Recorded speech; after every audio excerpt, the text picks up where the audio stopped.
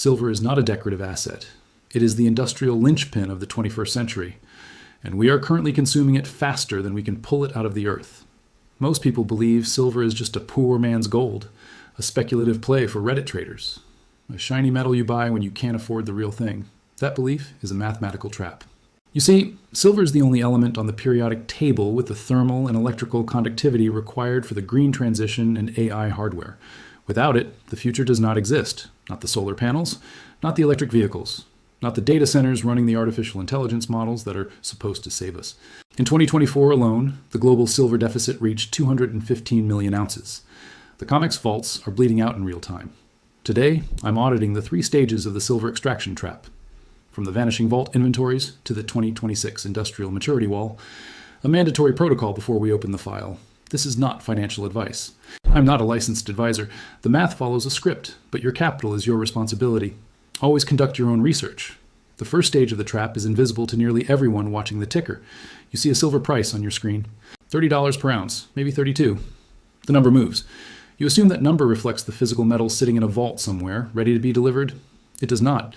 What you are looking at is paper silver, a contract, a promise, a derivative of a derivative wrapped in a legal structure designed in 1873 to ensure you never actually own the metal. Let me show you the shell game. The Comex, the commodities exchange where silver futures are traded, operates on a 2-tier inventory system.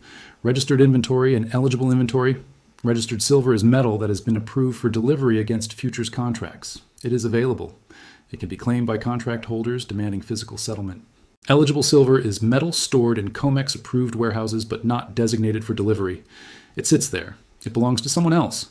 It cannot be touched by futures traders unless the owner decides to convert it to registered status. Here's the trap. When you see headlines saying the Comex holds 500 million ounces of silver, they are combining both categories. But only the registered silver matters. Only that metal can actually leave the vault. And as of late 2024, registered silver inventories sat at roughly 60 million ounces. Which means the silver you see quoted on your screen is paper silver, a contract for metal that does not exist in physical form at a ratio of nearly 400 to 1, 400 paper claims for every 1 ounce of deliverable metal. You see, global silver demand reached 1.2 billion ounces in 2023. Mine production fell to 830 million ounces. That is a deficit of 370 million ounces that had to come from somewhere. It came from the vaults. It came from above-ground stockpiles that took decades to accumulate. And those stockpiles are now running on fumes. Plus, this is not a new script. The crime of 1873 was a legislative maneuver that demonetized silver in the United States. It removed silver from the coinage system and locked the monetary standard to gold exclusively. The law was passed quietly, no public debate, no voter input. The result was the consolidation of banking power into the hands of gold holders while silver, the people's metal, was relegated to industrial use and speculative trading. The system was designed to separate you from hard assets and trap you in paper contracts. Now, when the physical shortage becomes undeniable, the market enters a condition called backwardation. Backwardation is when the spot price of physical silver is higher than the future price. In a normal market, the future price is always higher than spot because of storage costs and time value. But when backwardation hits, it signals one thing: desperate immediate shortage. People are willing to pay more for silver today than they are for a contract promising silver 6 months from now, because they do not trust that the silver will actually be there in 6 months. The Comex has already experienced brief episodes of backwardation in 2023 and 2024. The market is sending a distress signal. But the ticker keeps moving as if nothing is wrong. If this inventory ghost just clicked for you, or you want to track the vault data as the 2026 maturity wall approaches, join the forensic circle by hitting subscribe. We are auditing the collapse mechanics in real time. But even this 400 to 1 leverage trap is a distraction from the real mechanism that is about to break the paper market forever. Because there is an industrial demand curve coming that does not care about futures contracts or Comex rules. A demand curve that consumes silver in such small quantities per unit that it is chemically and economically impossible to recover. The solar panels, the AI processors, the electric vehicle charging infrastructure, they do not borrow silver, they destroy it. And the math says we are 18 months away from the day when the industrial buyers show up to the vault, and the vault says no. The vault bleed is real. The 400 to 1 paper leverage is a time bomb, but neither of those mechanisms is the smoking gun that breaks the system. The smoking gun is this: silver is not being borrowed. It is being consumed. And once it is consumed, it is gone forever. You see, when you buy a silver necklace or a commemorative coin, that metal still exists. It can be melted down, resold, recycled. The silver atoms do not vanish. They move from one form to another, but they remain in the above-ground supply chain. But photovoltaic solar cells and AI high-speed processors do not work that way. They require silver paste, a microscopic conductive layer printed onto silicon wafers or circuit boards.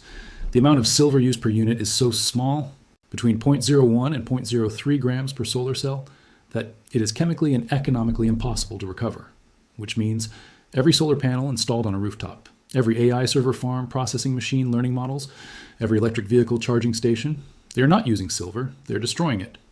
And the math says we're about to hit the wall. Let me show you the numbers. Global solar panel installations in 2024 reached approximately 250 gigawatts of new capacity. Each gigawatt of solar capacity requires roughly 25 metric tons of silver.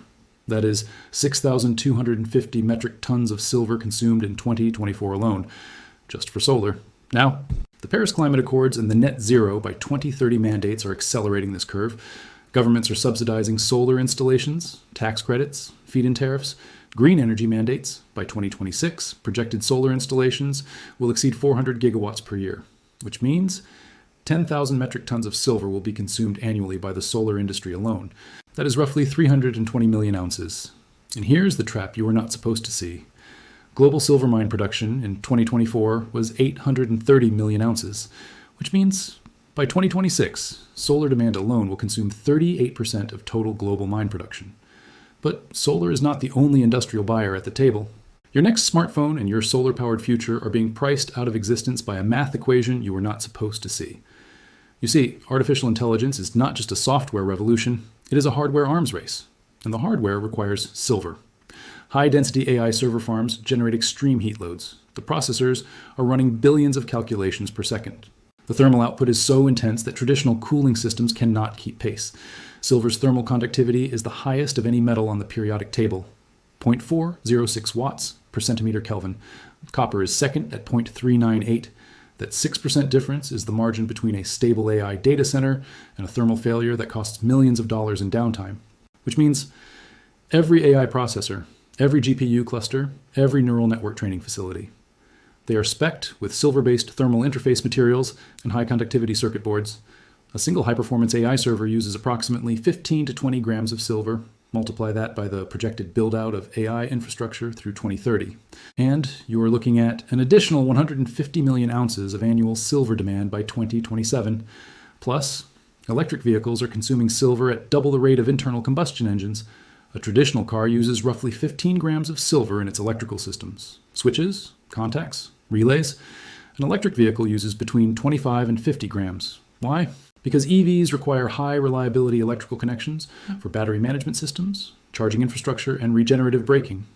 Silver is the only material that can handle the current loads without oxidation or degradation over the vehicle's lifespan. Global EV sales in 2024 reached 14 million units. By 2026, that number is projected to hit 22 million units. That is an additional 220 metric tons of silver consumed annually, just for cars. Now let me show you the date when the math stops working. January 2026. That is the month when the industrial maturity wall hits the physical supply floor.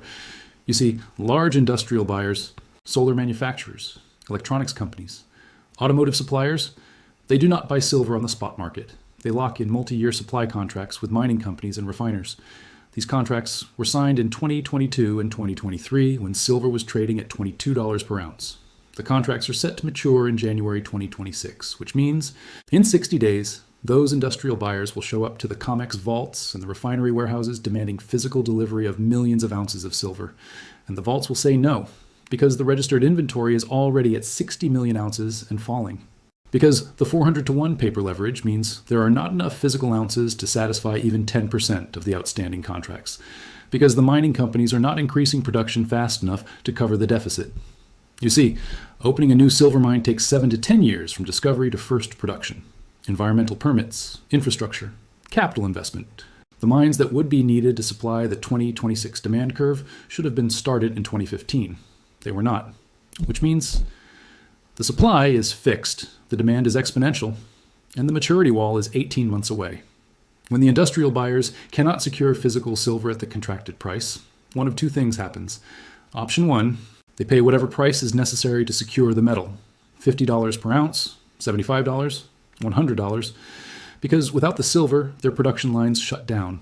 The solar panels do not ship. The AI servers do not get built. The EVs sit incomplete on the factory floor, which means your next smartphone, your laptop, your electric vehicle, your solar-powered home, they all just got 30 to 50% more expensive. Option 2, the industrial buyers go directly to the mining companies and refiners and bypass the Comex entirely. They offer long-term contracts at prices far above the paper market rate, which means the paper price on your screen becomes irrelevant. The real price, the physical price, is whatever the industrial buyers are willing to pay to keep their production lines running, and that price is not going to be $32 per ounce. Now, you might be thinking, can't we just recycle the silver from old electronics? The answer is no. Recycling silver from jewelry or bullion is straightforward. Melt it down, refine it, cast it into new bars. But recovering silver from solar panels or circuit boards is a different equation. A solar panel contains roughly 0.02 grams of silver per cell. The silver is bonded to silicon and encapsulated in tempered glass and polymer backing. To extract that silver, you would need to dismantle the panel, separate the silicon wafers, chemically leach the silver paste, refine the resulting solution. The energy cost and labor cost of that process exceeds the market value of the recovered silver by a factor of 3 to 1, which means it will never be recycled. The solar panels installed today will sit in landfills in 20 years with their silver locked inside, chemically unrecoverable, economically irretrievable, gone. The same applies to AI circuit boards, to EV battery management systems, to high-frequency trading servers. The silver is consumed in such small quantities per unit that the cost of recovery exceeds the value of the metal, which means every ounce of silver going into these applications is leaving the above-ground supply forever. The industrial maturity wall is 18 months away. The vaults are bleeding. The paper market is leveraged 400 to 1. And the demand curve is about to go vertical. But even this industrial consumption trap is only part of the script, because there is a historical pattern that has repeated itself 3 times in the last 500 years. A pattern where empires drown in their own monetary debasement, while the physical collateral backing their currency vanishes into the ground. Spain had too much silver and collapsed. We have too little. And we are about to find out what happens when the world's reserve currency has no hard assets left to justify its existence. History does not repeat, but it rhymes. And the rhyme scheme for silver has played out twice before in the last 500 years. Let me show you the pattern. In 1545, Spanish conquistadors discovered the silver mountain of Potosi in what is now Bolivia, the largest silver deposit ever found. Over the next 2 centuries, Potosi produced roughly 60,000 tons of silver. That metal flooded into Europe. It financed Spain's wars. It built their cathedrals. It made Spain the richest empire on earth. But it also destroyed them. You see, the flood of silver triggered what historians call the price revolution. Too much silver chasing too few goods. The value of silver collapsed. Inflation ravaged the Spanish economy. By 1600, a loaf of bread that cost 1 real in 1500 now cost 8 reals. The empire drowned in its own monetary debasement. Spain had too much silver, and it collapsed. Now, the modern West is running the inverse script. We have too much debt and no physical collateral left to back it.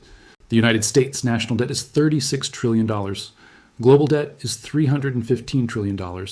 And the only thing backing that debt is the promise that future taxpayers will somehow generate enough economic output to service the interest payments. But the industrial base is gone. The manufacturing capacity has been offshored. And the physical assets, the gold, the silver, the strategic reserves, have been sold off to finance decades of deficit spending, which means we are hitting stage 5 of the 7-stage collapse pattern. Stage 1, currency debasement to finance imperial overreach. Stage 2, asset bubbles to mask the declining purchasing power. Stage 3, wealth concentration at the top as the middle class is hollowed out. Stage 4, loss of monetary credibility as trading partners begin to diversify away from the reserve currency. Stage 5, physical collateral vanishes as the paper claims exceed the underlying assets by orders of magnitude. Spain hit stage 5 in 1620 when their silver mines began to deplete and they could no longer finance their military. The British Empire hit stage 5 in 1945 when they could no longer defend the pound sterling as a reserve currency. The Soviet Union hit stage 5 in 1985 when oil prices collapsed and they had no hard assets left to prop up the ruble. The United States is at stage 5 right now. The silver vaults are bleeding. The gold reserves have not been audited since 1953. And the paper claims on both metals exceed the physical supply by ratios that would make a Ponzi scheme blush. Now, you might be asking, If the physical supply is this tight, why is the price still so low? The answer is the paper market. You see, bullion banks, the institutions that act as market makers for precious metals futures, have a vested interest in keeping the paper price suppressed because they are short, heavily short.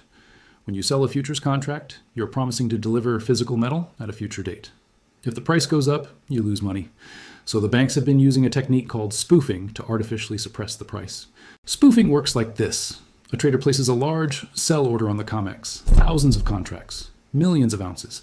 The order sits on the book, signaling to the market that there is massive selling pressure. The price drops. While other traders see the selling pressure and panic, they sell their positions. The price drops further. Then, the original sell order is canceled before it executes. The bank never actually sold anything. They just manipulated the market perception to drive the price down. Once the price is suppressed, they cover their short positions at the lower price and pocket the difference. This is illegal. It is market manipulation under the Commodity Exchange Act. And in 2020, JP Morgan was fined $920 million for doing exactly this in the gold and silver markets over an 8-year period. $920 million. The largest fine ever levied for precious metals manipulation. But here's the trap. The fine was a cost of doing business. JP Morgan made billions of dollars in profit from the spoofing operation. The $920 million fine was a rounding error, and nothing structurally changed. The Dodd-Frank Act Section 711 established position limits for commodity futures. The rule was designed to prevent any single entity from controlling too large a share of the market. But the banks bypassed the limits by using multiple subsidiaries and offshore entities. They split their positions across dozens of legal structures. The regulators see the individual positions and approve them. But the aggregate exposure, the total short position controlled by a single banking group, exceeds the legal limits by orders of magnitude. Which means the paper suppression machine is still running, and it will keep running until the physical market breaks it. This is not the first time the silver market has been rigged. Let me show you the precedent. In 1979, two Texas oil billionaires named Nelson Bunker Hunt and William Herbert Hunt decided to corner the silver market. They started buying physical silver, futures contracts, call options, anything they could get their hands on. By January 1980, the Hunt brothers controlled over half of the world's deliverable silver supply. The price went from $6 per ounce in January 1979 to $50 per ounce in January 1980, an 800% gain in 12 months. The Comex panicked, because if the Hunt brothers took delivery on their futures contracts, the exchange would default. There was not enough physical silver in the vaults to satisfy the contracts, so the Comex changed the rules. On January 21st, 1980, the exchange implemented Rule 7. Rule 7 restricted futures trading to liquidation orders only. You could sell your contracts, but you could not buy new ones, which means the Hunt brothers could not add to their position. The buying pressure vanished overnight. The price collapsed. By March 1980, silver had fallen to $10 per ounce. The Hunt brothers were wiped out. They filed for bankruptcy. And the lesson was clear. When the physical shortage threatens the paper market, the exchange will change the rules to protect the banks. Now, fast forward to 2026. The industrial maturity wall hits. Solar manufacturers, AI hardware companies, electric vehicle producers, they all show up demanding physical delivery. The vaults are empty. The Comex has two options. Option 1, allow the price to reset to physical reality. $50, $75, $150 per ounce. Whatever price is necessary to clear the market and incentivize new mine production. Option 2, implement. Rule 7, version 2.0. Restrict trading to liquidation only. Force cash settlement on the futures contracts. Tell the industrial buyers they will receive dollars instead of metal. Which option do you think they will choose? The one that destroys the bank's short positions and exposes the paper market as a fraud? Or the one that protects the banks and forces the industrial buyers to go elsewhere for their silver? History has already written the script. The rules will change. The goalposts will move. And the industrial buyers will be forced to bypass the Comex entirely and go directly to the mining companies at prices far above the official paper market rate.